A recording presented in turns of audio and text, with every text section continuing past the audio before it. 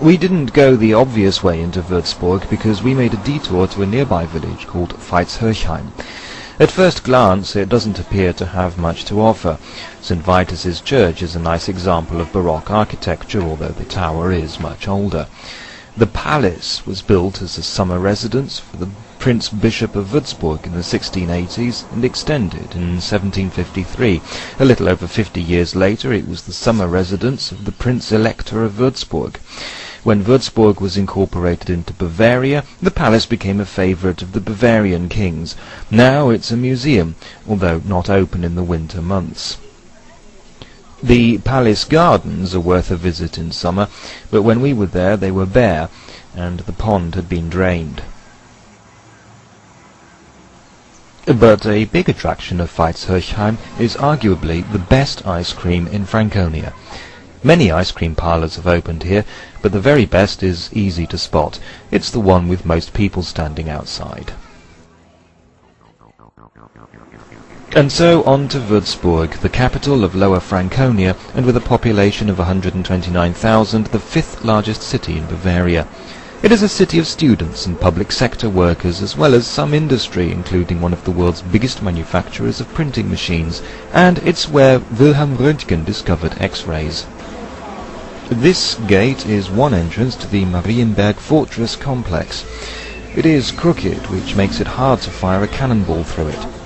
But even once you're inside the gate, there's a long way to go before you get to the fortress itself.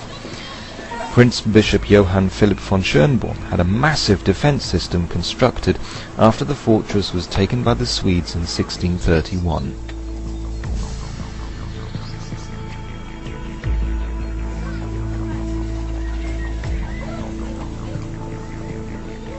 The oldest parts of the fortress are 1,000 years old, but bits were added over the centuries in a range of architectural styles. It eventually became one of Europe's biggest castle complexes.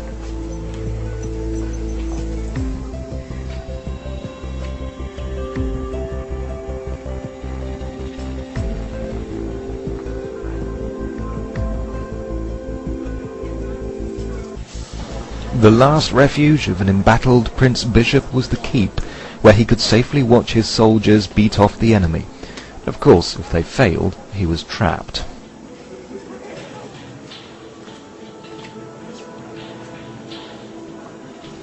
St. Mary's Church, as well as being a place of worship, also doubled as a refuge in times of battle.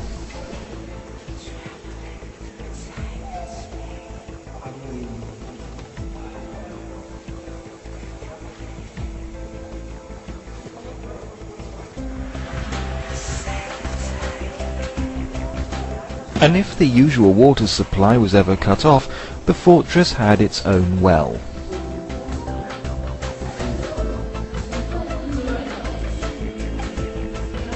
At 100 meters, that's 300 feet, it's not for people who suffer from vertigo. Neither, for that matter, is the view of the city.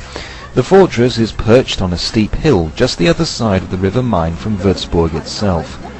The old bridge into the city offers a vista uncannily like that of Prague. Wurzburg has many attractions. This is the city hall dating back to around 1200, and nearby the cathedral consecrated in 1188. This is the New Minster, 100 years older, but extensively refurbished in Baroque style.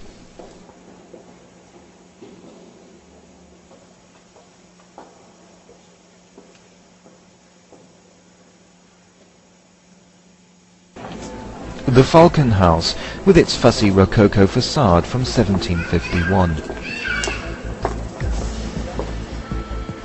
St. Mary's Chapel, built on the site of an old synagogue and completed in 1480.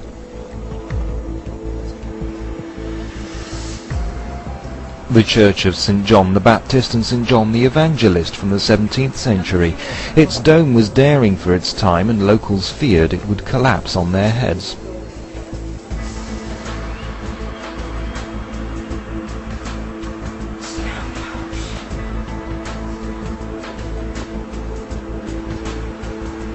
And here, bathed in an early evening light, the Wurzburg residence, a baroque palace for the prince-bishops of Wurzburg.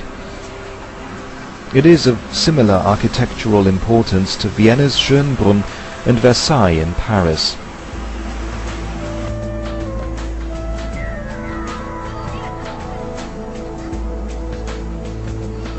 But along with architectural glory comes architectural folly. One of the dispiriting features of Wurzburg is that fine, handsome buildings stand shoulder to shoulder with, well, this looks like a giant mirror.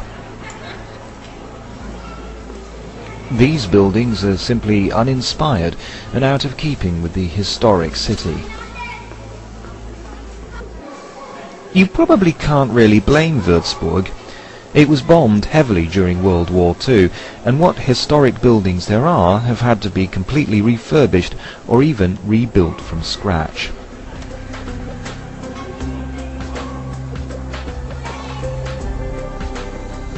But many buildings are post-war style and have often been built with no regard to scale at all. An uninteresting side street is turned into an ugly side street by the addition of something inspired by a shoebox.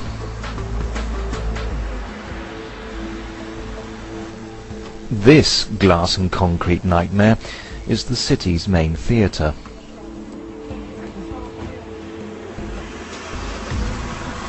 In most other places I could probably live with it, but it happens to be a stone's throw from the residence.